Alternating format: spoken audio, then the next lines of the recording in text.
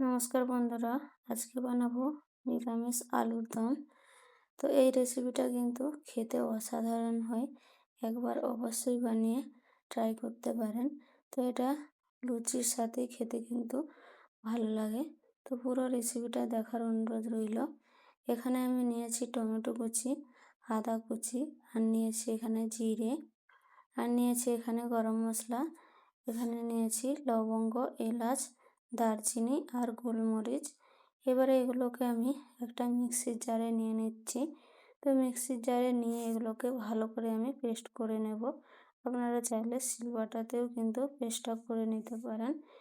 তো এবারে আমি ভালো করে এটাকে একবারে মিহি করে পেস্ট করে নিয়েছি, যাতে যে গরম মশলাগুলো দিয়েছি সেগুলো না গোটা থাকে। ভালো করে পিষা হয়ে গেছে, এবারে আমি এটাকে সাইডে রেখে দিচ্ছি। এখানে নিয়েছি আমি আলুগুলোকে আমি ছোট ছোট করে টুকরো করে কেটে নিয়েছি। তারপর এবারে জল দিয়ে এটাকে আমি সিদ্ধ করে নেব। লবণ দিয়ে ঢাকা দিয়ে দিলাম আলুগুলো যাতে সিদ্ধ হয়ে যায়।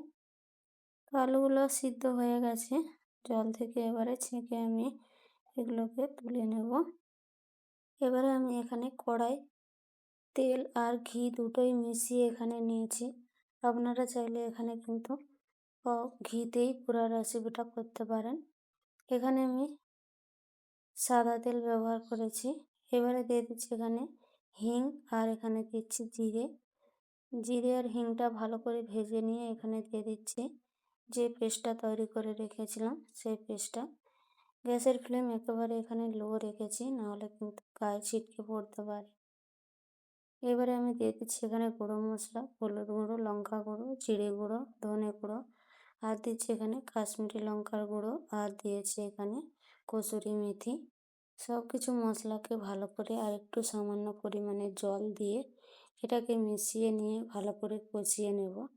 তেল ছেড়ে যাওয়া পর্যন্ত ভালো করে এখানে মশলাটাকে লো ফ্লেমে এটাকে বসে বসে এখানে কষিয়ে নিতে হবে, যাতে মশলার মধ্যে কোনো রকম কাঁচা গন্ধ না থাকে। আলুটা আমি ভালো করে সিদ্ধ করে নিয়েছি। তো এখানে মশলাটা ভালো করে কষিয়ে নিতে হবে। তো মশলাটা আমার ভালো করে কষানো হয়ে গেছে।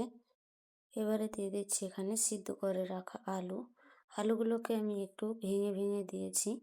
আলুর সবজিটা কিন্তু এইরকমই হয়, তো তার জন্য আলুগুলোকে একটু ভেঙে নিতে হবে। এবারে মশলার সাথে ভালো করে এখানে মিশিয়ে নেব।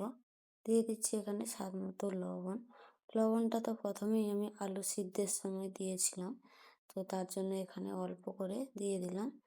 এবারে সব কিছুকে মশলার সাথে ভালো করে একটু মিশিয়ে নেব। আর গ্যাসের ফ্লেম কিন্তু এখানে লোই রেখেছি, তো হাই করে দিলে কিন্তু পুড়ে যাবে। তো এবারে দিয়ে দিচ্ছি এখানে জল। তো এই রেসিপিটাতে কিন্তু জলের পরিমাণ বেশি দিতে হবে না, তো একটু এই সবজিটা গাঢ় গাঢ়ই হয়। তো এবারে জল দিয়ে আমি এটাকে ফুটতে দিয়েছিলাম।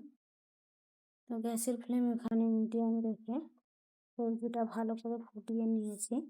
দেখুন এরকম হয়েছে।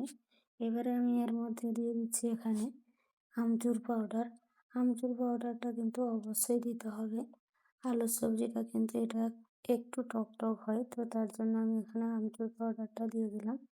আমচুর পাউডার দিয়েও এখানে আমি আরও 2 মিনিট মতো ফুটিয়ে নেব, তারপর রান্নাটা আমার হয়ে যাবে। তো এটাকে আমি আরও 2 মিনিট মতো ফুটিয়ে নিয়েছি। দেখুন এইরকম হয়েছে। তো গাঢ় গাঢ়ই কিন্তু এই সবজিটা হয়, খুব বেশি কিন্তু ঝোল রাখা চলবে না। তো এবারে আমি গ্যাসের ফ্লেমটা এখানে বন্ধ করে দেব। তো আজকের রেসিপিটা যদি ভালো লাগে অবশ্যই লাইক কমেন্ট করে জানাবেন কেমন হয়েছে। তো শেষ পর্যন্ত দেখার জন্য অসংখ্য অসংখ্য ধন্যবাদ।